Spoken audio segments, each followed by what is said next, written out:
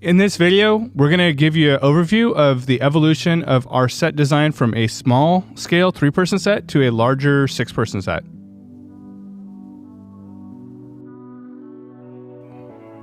Today, we just wanted to chat all about set design and kind of give you guys some tips based on my own experience. And when I was first looking up how to do sets well, like I didn't find a lot of great resources on YouTube that really explain it well. So we want to kind of break it down, make it easy for you guys to watch, go through and learn some stuff from like our own experience of doing this for a long time. And this was for the show lunch break. Actually, we had a New Year's Eve special. Yeah, New Year's Eve Day. special. Yeah. And while we're recording this, that's actually coming up in a few days. So not even out yet, but we will put a link so you guys can go check it out and see. Yeah, we wanted to just kind of show our examples and our kind of struggles and kind of just how we came up with this. So we do this show, Lunch Break. That's one of the shows we produce.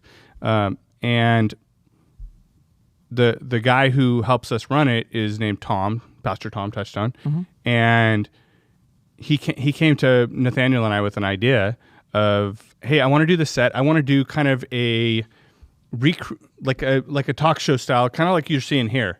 But I want to have all of the hosts that have been on throughout the season and talk about our favorite episodes. So that's what we did. We wanted to make it more not claustrophobic, but like more the smaller scale. Yeah, the more intimate. Table, yeah, more table. With like there's more open and more inviting, I think. Yeah, there's only 2 of us here, but normally there was 6 of us here. Yeah, there was 6. Yeah, 2 here, another extra one chair here, and then 3 over there.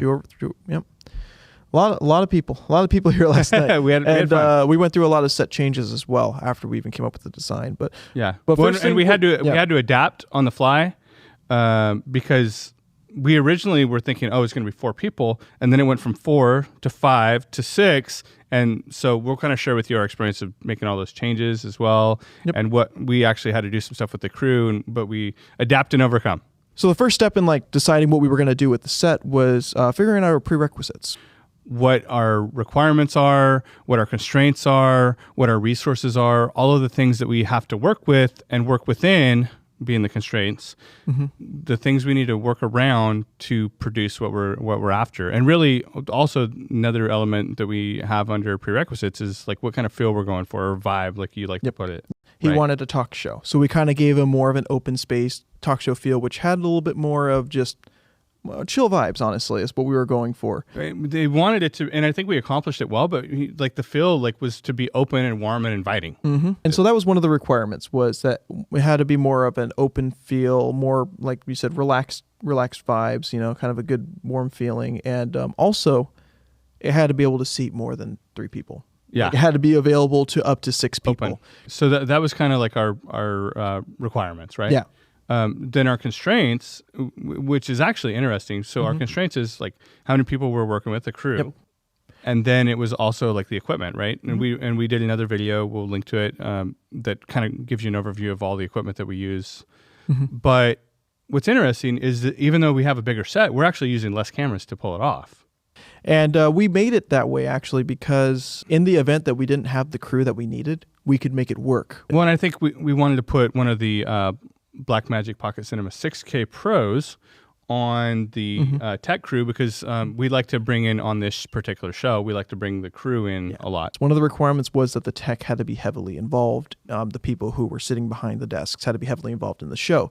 And we didn't want to use the same camera that we normally do because it just didn't look as good. The quality's a little bit lower. Yeah, it didn't look as good as it would with one of the bigger cameras. Yeah, and then after requirements, we needed to find out our resources, what would be available. After we found out kind of how many people needed to be here, how big they wanted it, what kind of vibes they wanted, we had to find out what we had available to us. So 1 is the gear, 2 is the crew. So we thought we were only going to have 2 people crew. We ended up having 4, which really added a lot. We were able to have a camera operator and everything. Absolutely. So gear, crew, and then also like the components, whether you're going to either have to spend money to buy stuff or like we were fortunate to already have some pretty good set elements that we were able to use. Yeah. And I happened to find things around the building that ended up working a lot, right? Working really well, actually. And we pulled stuff from the old set as well. So like this thing right here, that's from the old set. It's, these microphones? The microphones, yeah. We had to make adjustments with the mic stands, but I mean... We did, but it worked. It all worked out very well. And I think that's another key thing about being able to do production work is adaptability. Right? Oh yeah, and if you're ever running behind the scenes anywhere, one of the first things you learn is that it never works out right. So you always have to be ready to do something. Well, we had to scramble at the last minute, like to add an extra seat for someone who we thought wasn't coming. Exactly. Yeah, we kind of started with and this is from my personal experience. Kind of doing that, learning after years of being like, oh no, why did I set up this first? Why did I set up that first? You kind of learn like the process of setting up, like getting a good process to setting up things like this. So like one of the main things was we found out how many people originally was 6. So we had 3 chairs here and 2 there. And then we weren't thinking about having an extra chair here. We were going to throw them out on the side, but we got the main stuff out of the way. So like table here, because we got this here first. We got these here. Giant thing, all the big set pieces we got put in place. Basically first. rough in, if you will. Yeah. It wasn't perfect. Like it wasn't set perfectly, but all the stuff were put in the place in like a generic place, like I guess. Yeah. Kind of general yeah, setup. general. And then we do fine tuning at the end. Yeah. And so once we kind of got that all in, then the next thing was to light it, because we wanted to make sure that if we got the cameras in place first and then put the lights after, there might be an issue of, well, the cameras are in front of the lights or that's in front of that. So we kind of got the lights set up in a general way. Yeah, just for basic rough lighting, basically. Yep. And then after the lights were done, we went ahead and put in the cameras, because that way we can make sure our shots were lined up. And once our shots were lined up, we were able to fine tune the chairs. Okay, we want the chair to this angle because it looks better. Okay, it looks better on camera. Like this whole shot, this shot right here. Okay, we need to make sure that we have enough. The chairs are moved in enough so we're not cutting anyone out. And kind of like again, rough camera placement. Mm-hmm. And then once like that was in, we were able to get the audio in, microphones, put them in, and try different things. Like, so originally we had different mic stands here, and it didn't look good, so we got straight up and down mic stands, and that ended up working out really well. After audio, we were able to fine tune the set, fine tune the lighting. So like all this stuff here wasn't perfectly in place when we started. It was an empty shelf, kind of. It was everything was empty. Like even I think the plants were put in mid in the middle. Someone else was decorating. But we had a concept. Yes. And I think that's an important thing to note, right? Mm-hmm. You start with a concept of kind of the direction you want to go in, mm-hmm. and then from there, then you can fine tune it. Exactly. Yeah. I mean, good point right here. There it is. Lamp right here. This lamp drove us crazy for a while, because after we were able to get everything set up, we got our cameras all set up, everything was good. We needed to fine tune the decorating, and there was this lamp right here that was driving us crazy, mm-hmm. because we couldn't find the right fine tuning for that. And that's just, if you set that up first, you pay too much attention to that lamp at first, and then you set up your camera, you could spend all that time's wasted. But I think you make an important point, and that's one of the things in the fine tuning, like the very end. Yeah. The ambient lighting. So this lamp up here, these string lights along here, all that taken care of afterwards. Make a huge difference, though, mm-hmm. in the feel of everything. We use Pavo tubes to light up the background. Yep. And that made a big difference as well. Just like, it kind of separates, because normally the wood here would blend in with the skin color a lot, skin tone. So we have to light that up in a different color to make a separation. Yeah. Yeah. In essence, it's just good to have a system to follow. It's good to have like a generic guidelines to how to set up things. So what like order. to kind of summarize that, you say rough in your set. Yep. Number 2 would be kind of get your lighting generally mm-hmm. set up. Yep. Number 3 is get your cameras, and then you can start getting your cameras more fine-tuned at that point. And then once you have all that, then you fine-tune the set, you fine-tune the lighting, mm-hmm. and then you finalize the shots. Yep, and audio as well. Throw it in there as well. Audio's a little easier. It's a little easier. It's not really part of the set design, you know? I always recommend taking care of, before you fine-tune the set, always getting audio, video, and lighting done for cabling. Because you can hide cabling in your set design. And if you do it after, so let's say like you have bushes kind of on the ground, those cables are going to go over unless you have to lift up the entire thing and put it under. So it's always good to get your cables run first, and that way you can hide it. This tablecloth was actually put on last because we had cables running underneath it. And or we could just do wireless everything. Oh, there you go. Yeah, but that's been like my experience. Rough set, lighting, cameras, audio, and then finalizing everything at the end. Fine tuning it. Yeah. Makes things a lot easier on you and a lot less stress too. Because also, if you're fine tuning the set and your cameras aren't even set up, who cares? You're not going to shoot anything.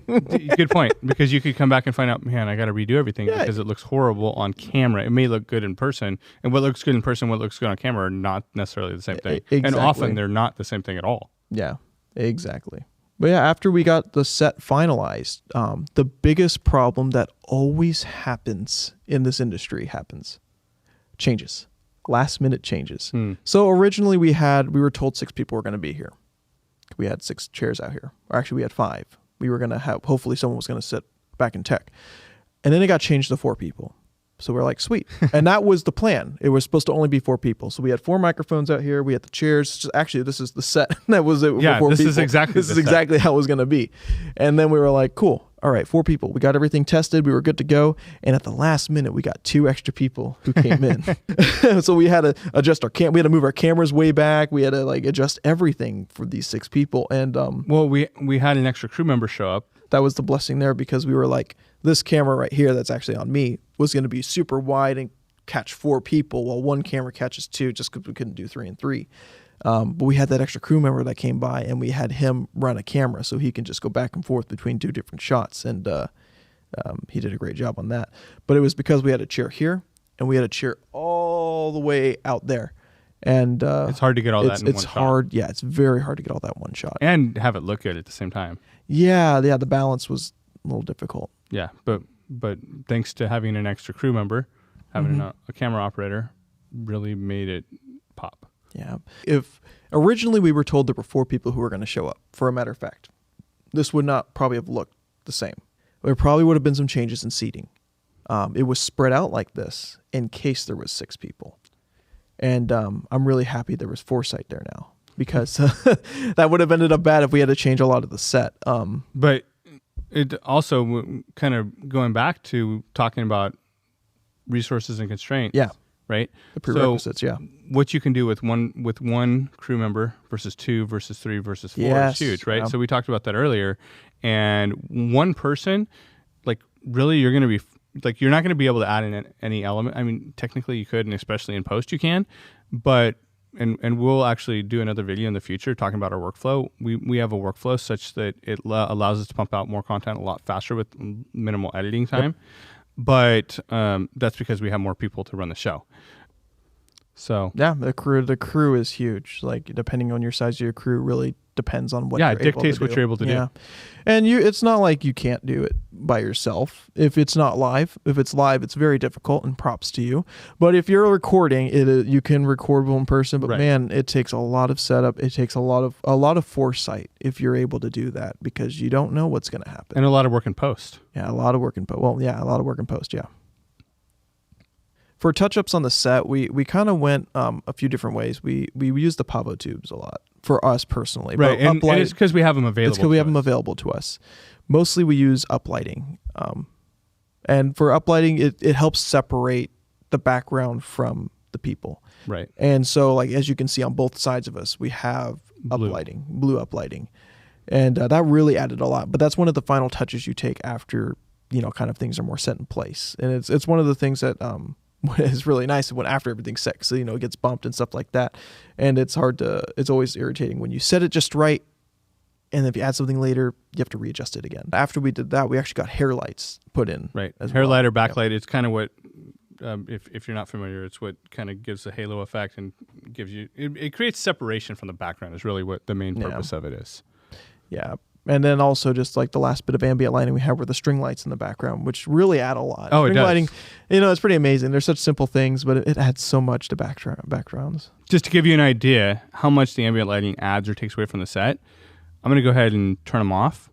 Yeah, and it's not like it doesn't look terrible, but the ambient lighting adds it's usable. But the ambient lighting adds so much like flavor to the set. Visual appeal makes it more interesting. Oh, absolutely. And it's kind of interesting too, because it's like right now, this is perfectly doable right now. Yeah. And if you had a time restraint and you were forced to film right now and didn't have time to do all that, you could get away with it. Right. But if you add the ambient, that just makes your videos so much better and your sets so much better too. Yep. Yeah. And then the lamp, even the lamps too. The lamps. This lamp surprised me a lot. It looks great. But yeah, that's mostly all the ambient lighting that we used back here, and that's the timing or the time we put them in. It'd be nice too to get some other ambient lights for like, the bookshelf to kind of light up. I think it'd be great to light up behind the books and stuff like that. But that's other like ambient touches you can take care of afterwards. And if you run out of time, kind of like what we did at that point, then hey, the set still looks great afterwards. It's just extra lighting that's non-essential. In future videos, we're going to be going over some questions that were specifically asked of us in some consulting that we were working on. And one of them is what microphones are best to use in specific applications, what microphones work best for podcasting versus live streaming versus a different type of show. And we'll go over different price points that you can get into, whether you have a entry-level budget or a more advanced budget, and we'll cover all of that for you in upcoming videos. So go subscribe to our channel, click the bell so that you get all the notifications, and we will see you in future videos. Bye.